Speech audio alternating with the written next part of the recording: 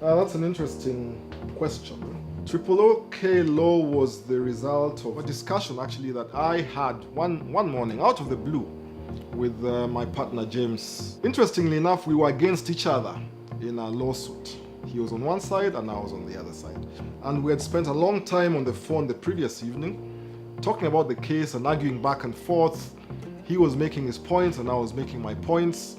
And eventually at the end of the evening I said to him, listen, why don't you just make your points to the judge instead of calling me up and trying to, browbeat me. So the following morning we resumed our discussion, argued the case, and as we walked out of court, I sort of said to him, instead of spending so much time on the phone, why don't we just get together?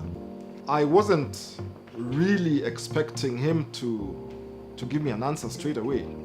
But he said to me straight away, oh, that's a brilliant idea, why don't we do that?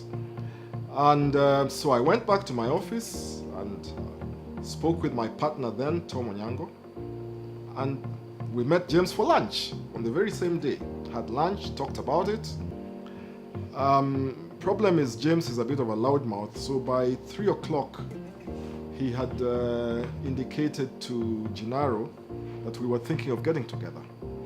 So, and he said, but if you're interested, you talk to John. And so Gennaro calls me up, about 3:30, 4 o'clock, and says, I hear you guys want to form a new partnership, and you haven't spoken to me about joining.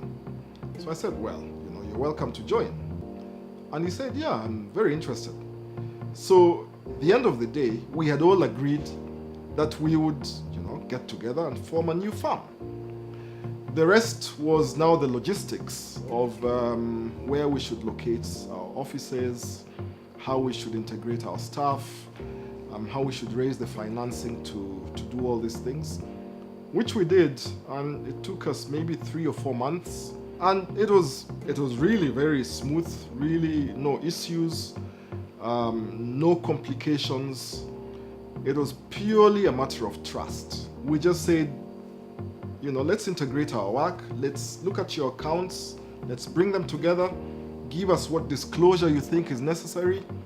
And we made disclosures. I was shocked that people were willing to give up the fees that they had earned in their old firms to bring it into the new firm, because in the new firm it would have to be shared. And it's really been a great partnership since that auspicious day. We started off as Ochieng, Onyango, Kibet, and Ohaga.